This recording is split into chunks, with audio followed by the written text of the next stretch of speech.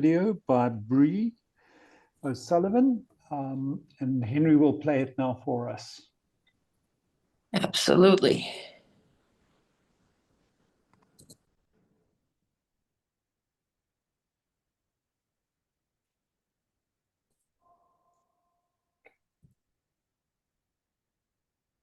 Thanks, Henry. Yeah.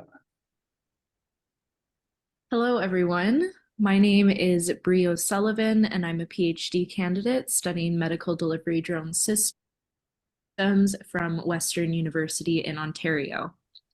As the Advanced Air Mobility Institute's liaison to Canada, I'm pleased to share a brief presentation with you all today on the AAM industry and regulatory updates here in Canada. So to start, Canada's drone policy landscape has undergone some major updates since our last Global Advanced Air Mobility Forum back in January this year. As of April 1st, 2025, Transport Canada began implementing a phased update to its drone certification protocols. Among the new credentials is the Level 1 Complex Operations Certificate, aimed at enabling low-risk, beyond visual line of sight flights. In parallel, a new certification, the Remotely Piloted Aircraft System Operator Certificate, has been introduced for organizations, requiring them to adhere to a consistent framework of operational policies and regulatory standards.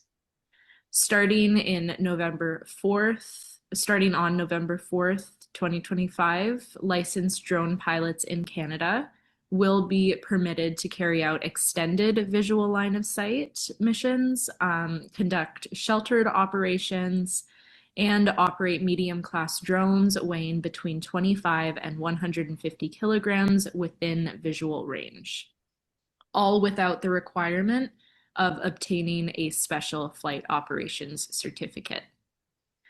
Also in April 2025, in collaboration with the governments of Australia, New Zealand, the United Kingdom, and the United States, Transport Canada published a roadmap for advanced air mobility aircraft type certification, focusing on how to safely bring new technologies like eVTOLs and drone-based passenger and cargo systems into the country's airspace.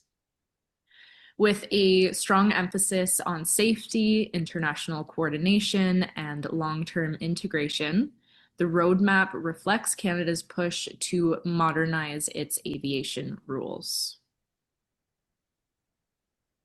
So in response to these much anticipated regulatory changes in Canada, the aviation and AAM spaces are absolutely buzzing over the last few months.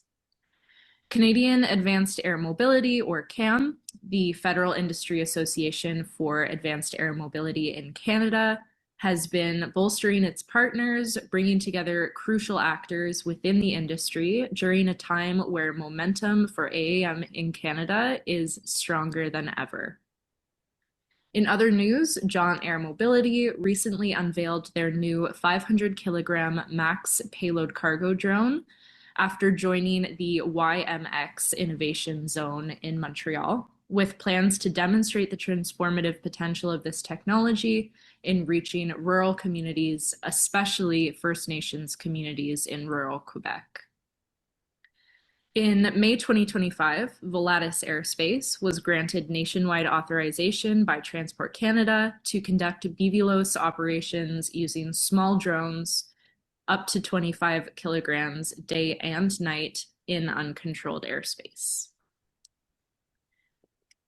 In terms of upcoming events, the Aerial Evolution Association of Canada will be hosting its Aerial Evolution Conference and Exhibition at the Edmonton International Airport in Alberta from November 4th to 6th, 2025. And this will feature live drone demonstrations, workshops in support of regulatory changes, and opportunities to drive Canada First policies, among other key initiatives. So, to close, Canada is making meaningful strides towards enabling the next generation of aerial innovation with the introduction of new licensing pathways, BVLOS flexibility, and an internationally aligned roadmap for advanced air mobility certification.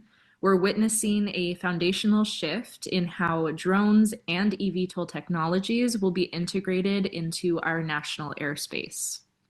These regulatory changes are already sparking some. Thank you very much for. Oh, sorry about that.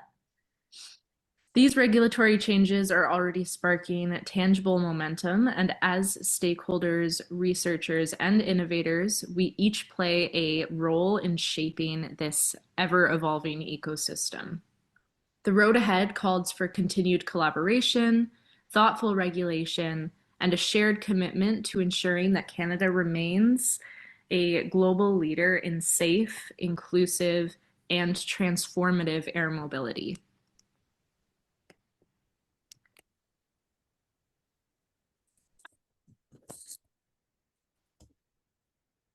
Thank you. Canada